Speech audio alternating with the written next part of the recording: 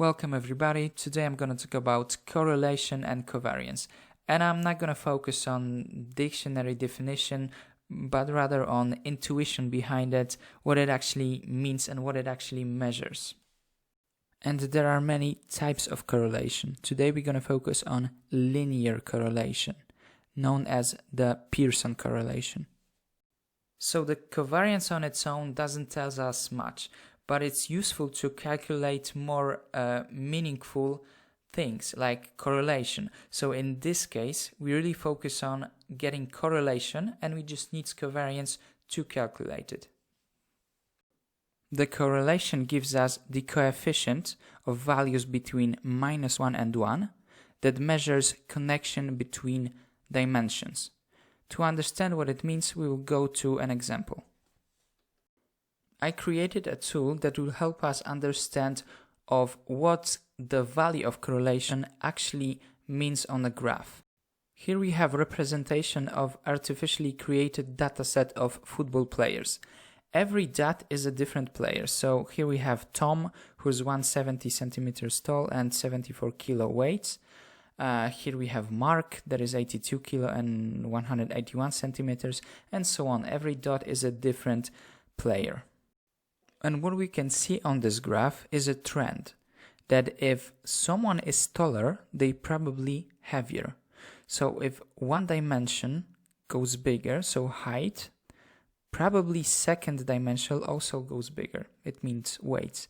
And those are the dimensions I mentioned before. So simply height and weight.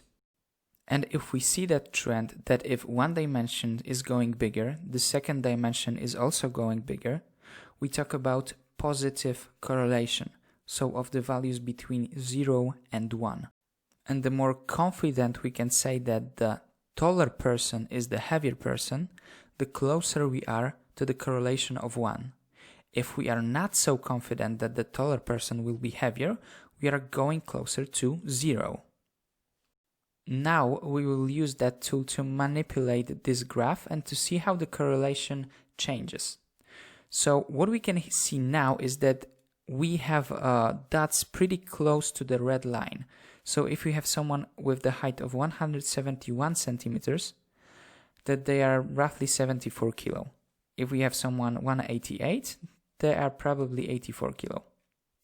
And the correlation is pretty high because we see that practically every taller person is getting heavier. Let's see how the correlation will change if the dots will not be as close to the red line.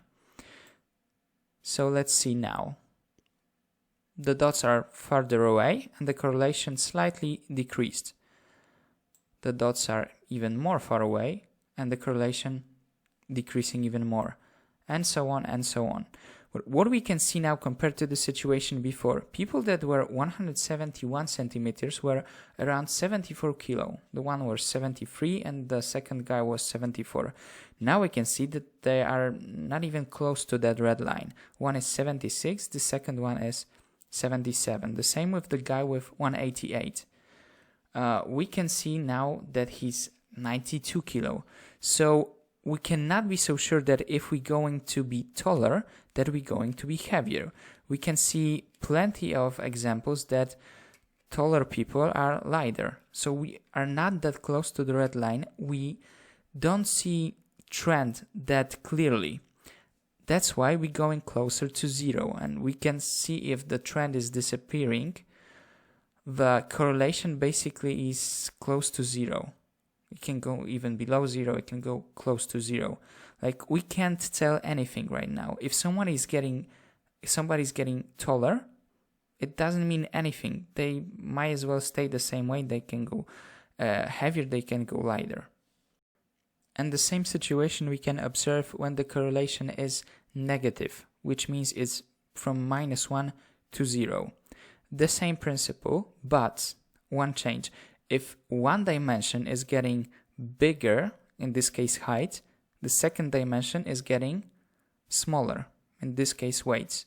So one dimension is going bigger, the second dimension is going lower, then we have a negative correlation. And as we can see, the same principle. if the dots are further away from the line, the correlation is going further from -1 and closer to 0, because 0 is really a lack of connection, lack of a trend. So we can see now that we practically don't have any connection if we are, like the dots are everywhere, we have no connection, so the correlation is close to 0. So now we have some idea of what correlation measures. The closer we are to red line, the closer we are to value of 1, or -1 if the correlation is negative. But what's the formula for that correlation? How we calculate it? Probably many of you think if we talk so much of that red line, then probably this red line is crucial in this formula. But it's not actually the case. We don't use this red line anywhere in formula for correlation. We don't use that red line because it's a faulty solution. It's partially good. It works okay when we have certain range of angles. This is an angle right here. And we have a slider that we can manipulate that angle and see how the correlation reacts. So we are at the angle of 50. If we go to angle of 40, the correlation will be very close to what it's been before. 30 also. But if we go closer to 0, like 15, the correlation is decreasing. For 10, it should decrease even more. Maybe for 5 it will be very visible. So we have a correlation of 41 now. The dots are at the same distance from the red line as they were at 45. As you can see, on average the same distance, but the correlation is way smaller. Why is that? I often hear people say that correlation helps you predict the value of one dimension based on the second dimension. So if you would give a value of 173 centimeters, you can predict that the values will be between 78 and 80 kilo. And that seems like pretty good prediction. So why the correlation is so low? And I think the question is wrong. It shouldn't be how accurate can you be at prediction of the value. Is how certain you are that the taller the person is, the heavier it goes. So if you have a value, you can say this is the value of this taller man and not this shorter man. And let's see how it works on example. So let's say we have a guy that weighs 80 kilo. And you have to guess if he's 175 centimeters or 188 centimeters. 80 kilo and 2 heights. And you can't be really certain which one is that. It might as well be the shorter guy with slightly less chances of it, and it might be a taller guy with slightly higher chances of it. That's why the correlation is small, because you can't tell it with a certainty.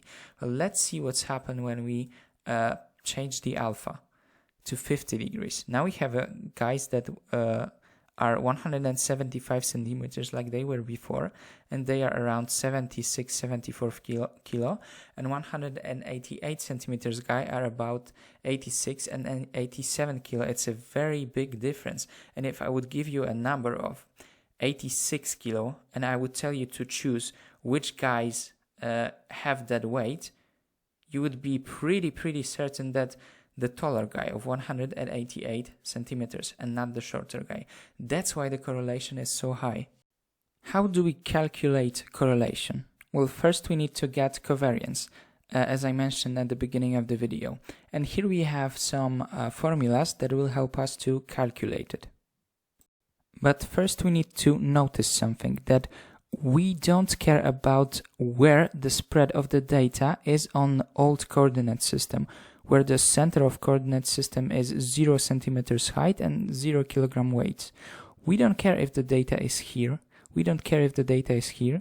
We don't care if the data is here. We only look at the square where the data is in.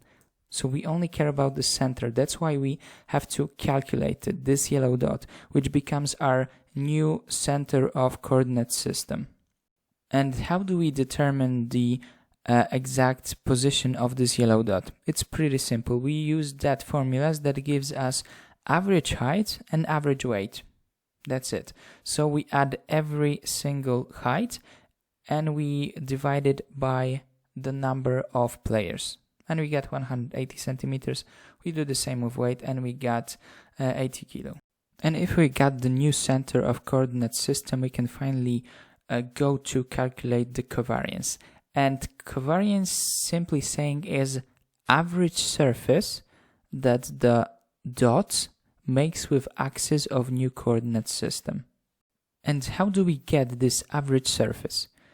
We have to sum up all the surfaces that every point made with axis and divided yet again by number of players. So we calculate the surfaces and we divide it by number of players, similar thing that we did to calculate the center of gravity.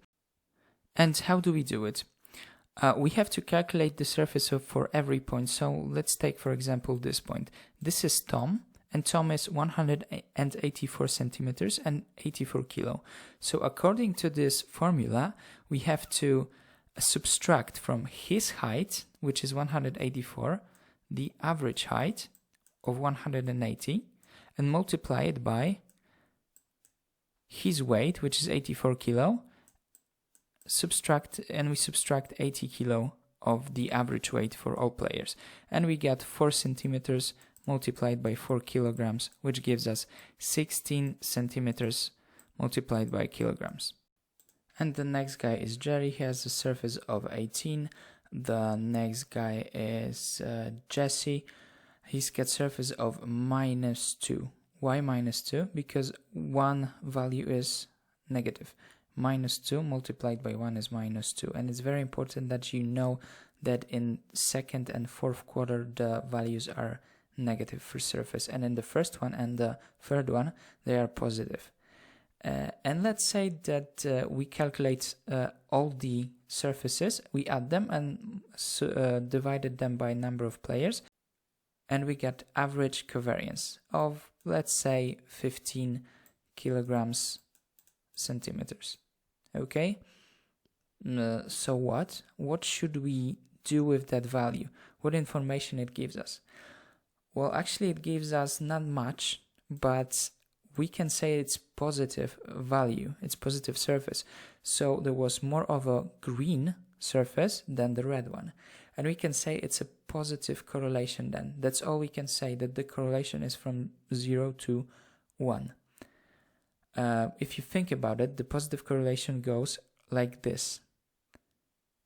And we can see if there's more of a green surface that it goes like this. If you would have -15 kilograms centimeters, the trend would go like this and we would have more red surface.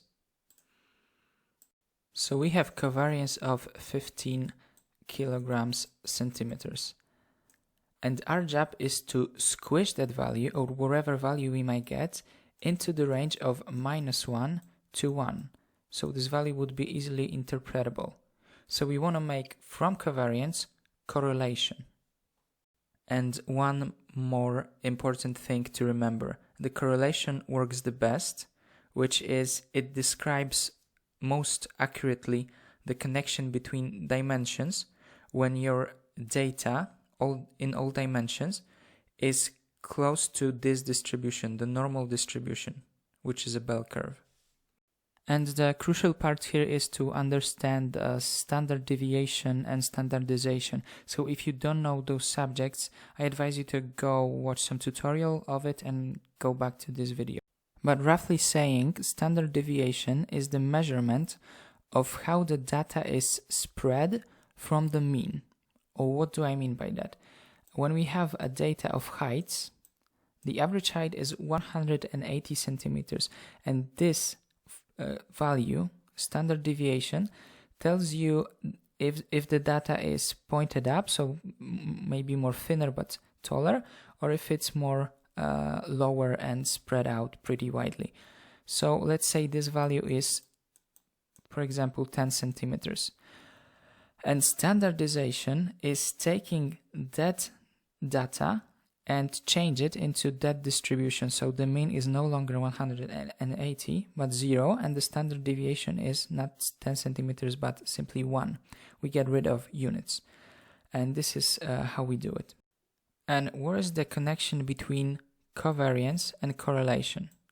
We can look at it from two perspectives. The first, more popular one, is that we simply divide covariance by standard deviation of both data. So standard deviation of height, let's say 10 centimeters, and standard deviation of weight, let's say 5 kilograms. And then you got correlation. That's it. The second approach that I prefer is to look at it from the covariance perspective. The correlation, it's the covariance done on the previously standardized data. So we don't count covariance first and then divide it by standard deviations. We first take care of data, so we standardize it, and then we measure covariance of it, and we also will be getting correlation. Well, let's focus on the first example. Okay, so we finally know how to calculate correlation.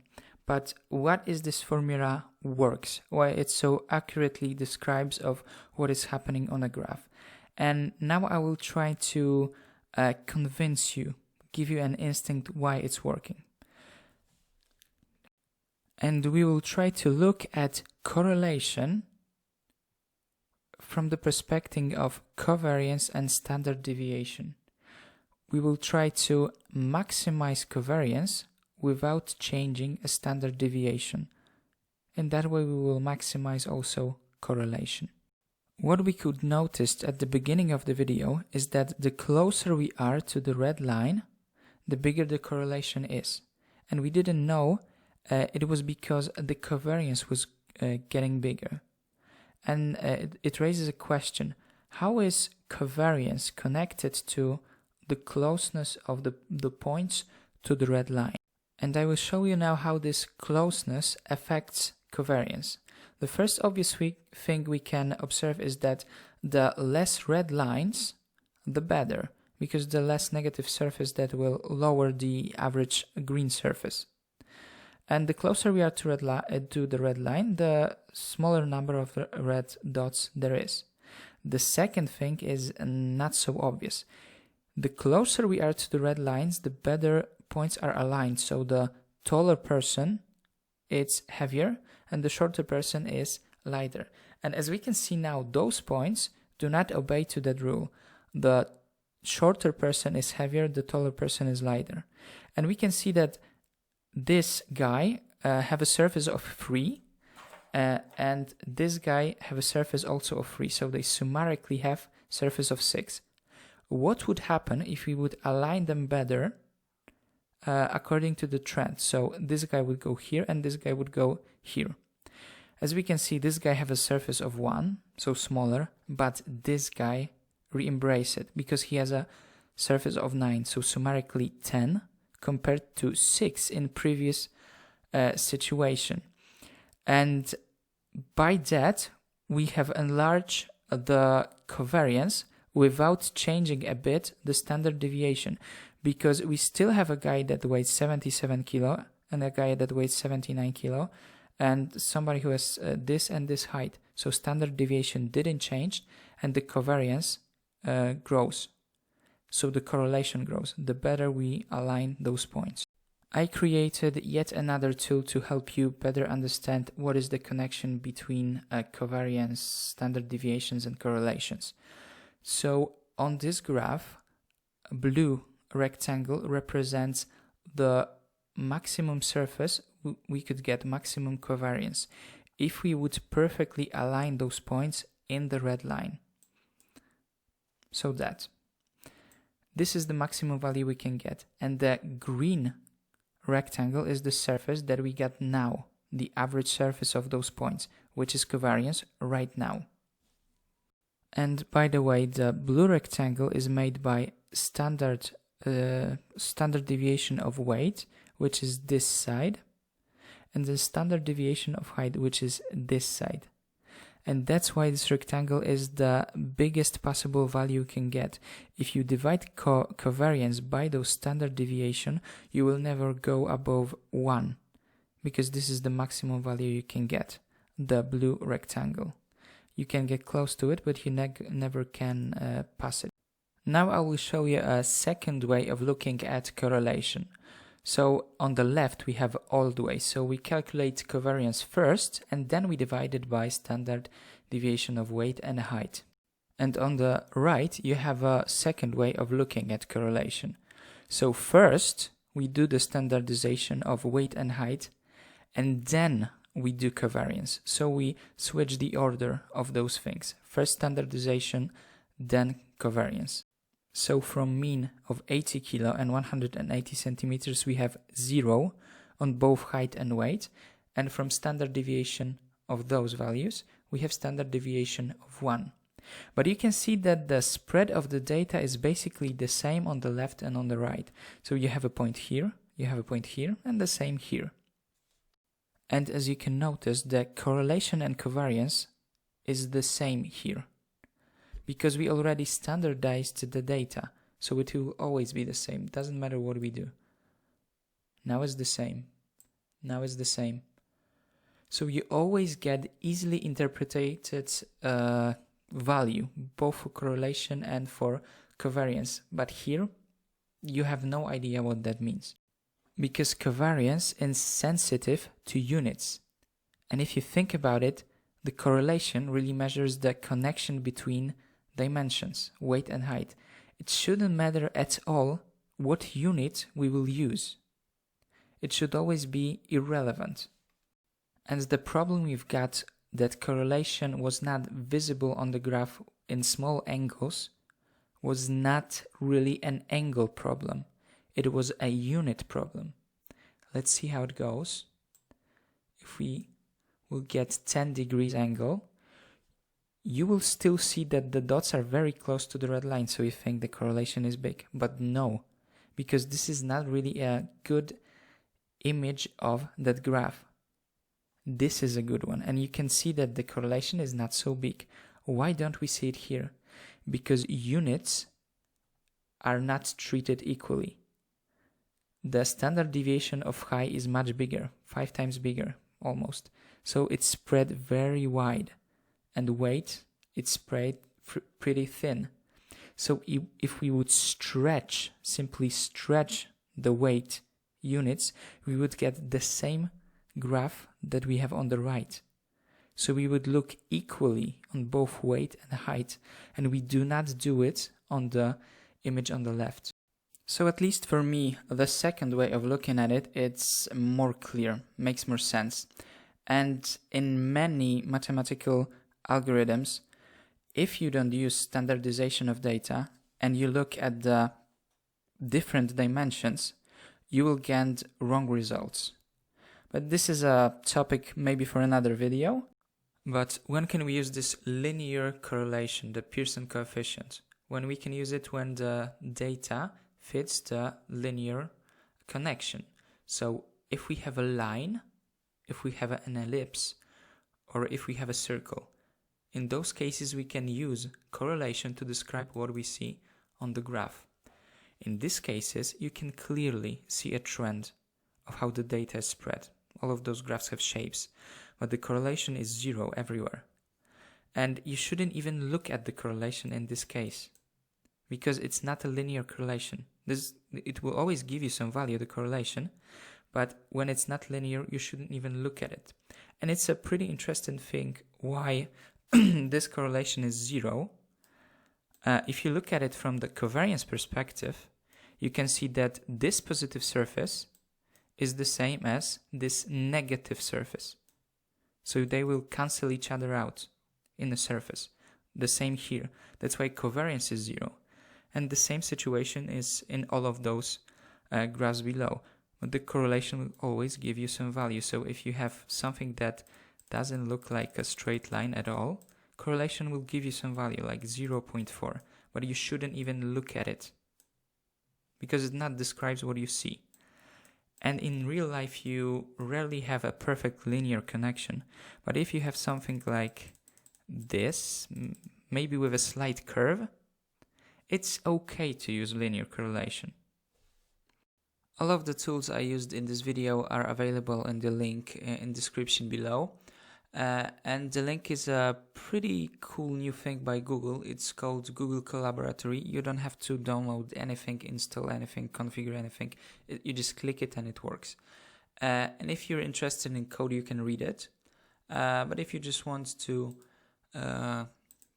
see the graphs, you can click here. It's probably run it all in English. You will scroll down and you have a graph here. It will load in a minute. And you can manipulate the sliders to adjust the graph to wherever you want. Maybe we'll get some bigger angle. You have more options than you had in the video. You have a dots number, and you have a whole bunch of accessories that you can draw. Maybe a color dots that will show you in which quarter the dots are. Maybe axis. Maybe you want to see a correlation. Maybe you want to compare it with standardized data. Everything linear. Regression, standard deviation, all you want, you can look it up here. And if you will scroll down a bit more, you will find something even cooler. This is a game that you can play. This is a graph and you have to guess the correlation that is on it. So I would say this is a pretty strong correlation, maybe 97. Yeah, and I guessed it perfectly. So we'll get the next graph. You have here the correct answer, your guess, which was my guess, and all accessories that helps you see the correlation. The green dots, red dots, the line, and here you have standardized version of it. So let's take a next graph. Here the correlation is definitely negative, but how strongly? I would say 92. And it was 94. Yeah, and I get pretty good at that. Takes a little bit practice, but you can guess it pretty correctly. Here you have a not very big angle, so you have to be careful not to overshoot it. But I would say it's still pretty good. Maybe 79, maybe 83, maybe 82.